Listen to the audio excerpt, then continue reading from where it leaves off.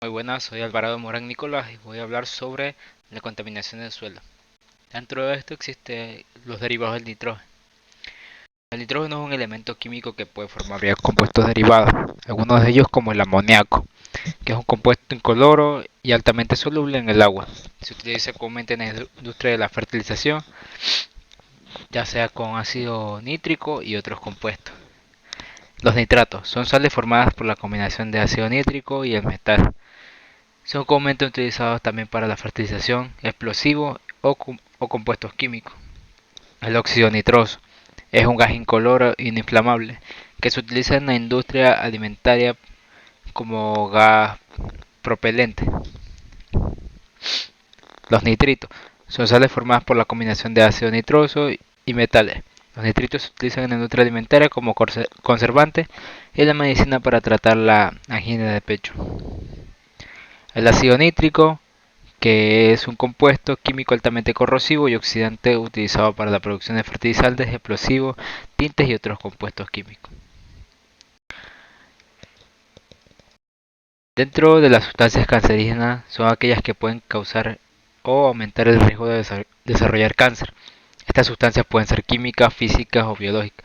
Se encuentran en diversos lugares, en el ambiente, en la comida, en el agua, en el aire y en productos de consumo cotidiano. Por ejemplo, el tabaco, que contiene más de 70 sustancias químicas conocidas como cancerígenas, como el alquitrán, formaldehído y el arsénico. La radiación ionizante incluye rayos X, gamma, las explosiones de alto nivel de radiación ionizante y se ha relacionado con un mayor riesgo de cáncer. El asbesto, un mineral que se utiliza para la construcción de edificios y la fabricación de productos como frenos y textiles. La exposición prolongada al asbesto ha sido relacionada con el mesotileíno y otro tipo de cáncer. Algunos pesticidas han sido relacionados con mayor riesgo de cáncer, incluyendo el herbicida Roundup, que contiene glifosato. Contaminantes del sol, contaminantes del aire y el agua, como el benceno, el mercurio, el plomo, que pueden ser liberados en el aire y en el agua por la actividad industrial o minera, aumentando el riesgo de cáncer. Muchas gracias. Bien, mi mercado Dani y yo le voy a dar lo que es efecto invernadero, efectos locales y regionales.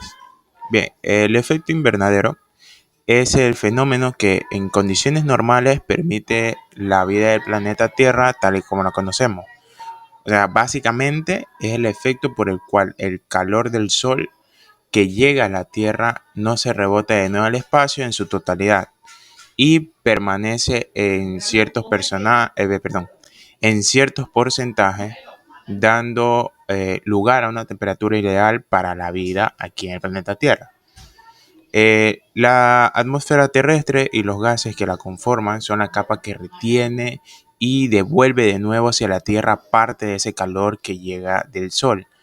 Alcanza la superficie terrestre y vuelve a ser reflejada hacia el espacio. El término efecto invernadero se utiliza porque la atmósfera terrestre realiza un trabajo similar a lo que realiza las carpas de plástico en los huertos de invernadero. Efectos locales. Eh, el efecto invernadero, como ya dije, pues es un fenómeno que ocurre en la atmósfera de la Tierra. Eh, Sin embargo, el aumento de gases de efecto invernadero causado por la actividad humana ha llevado a un aumento de la temperatura global, lo que tiene efectos locales significativos en diferentes partes del mundo. Algunos de estos efectos incluyen lo siguiente: el aumento del nivel del mar. A medida que los glaciares y las capas de hielo se derriten, el nivel del mar aumenta. Sequías y olas de calor. Eh, También cambios en los patrones de precipitación, eh, as- acidificación del océano, el aumento de los niveles de dióxido de carbono en la atmósfera también está provocando una acidificación del océano, lo que puede tener consecuencias graves en la vida marina y desplazamiento de especies. Estos son algunos de los efectos locales del efecto invernadero y es importante recordar que estos efectos no se limitan a una sola región o país, sino que pueden tener consecuencias a nivel mundial. En los efectos globales tenemos el derretimiento de los glaciares, el aumento de los incendios forestales, ya que aumenta la temperatura y la sequedad en algunas regiones puede aumentar el riesgo de incendios forestales. También tenemos afectaciones en la agricultura, eh, cambios en los ecosistemas, eh, afectaciones en la pesca. Estos son algunos ejemplos de los efectos regionales del efecto invernadero. También es importante tener en cuenta que estos efectos pueden variar según la región, pero por lo general son estos los más significativos en cuanto a este tipo de cosas. Muchas gracias. Muy buenas, soy Roger Mosquera. Efectos globales. El concepto de cambio global hace referencia al conjunto de cambios y transformaciones a gran escala, producto de las actividades antropogénicas y que afectan a nuestro planeta, como podría ser lo que se ve actualmente, que es el calentamiento global, que por ejemplo el Ártico que se congela afecta a todos los mares, haciendo que el nivel del mar suba y eso afecta a todo lo que es las provincias costeras. Ya, efectos sobre el hombre. Las consecuencias del cambio climático sobre el ser humano tienen que ver con el cambio de su entorno y se darán a dos puntos principales: desplazamiento de población y salud de personas.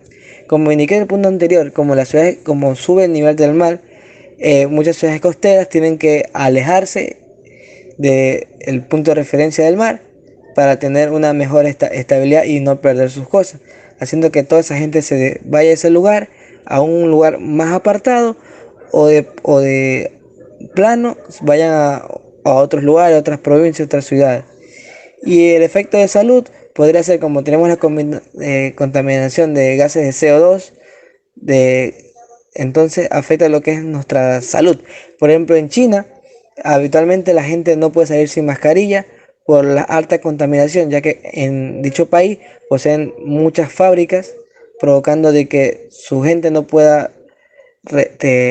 vivir bien y tenga problemas respiratorios. Muchas gracias. Buenas tardes, ingeniero. Mi nombre es Páez Mendoza Franklin Javier y a mí me tocó el tema de definición de suelo.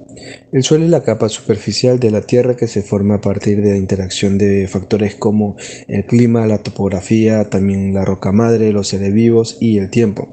El suelo está compuesto por minerales, materia orgánica, aire, agua y por los microorganismos y puede variar en su composición y las características dependiendo de la región geográfica y las condiciones climáticas.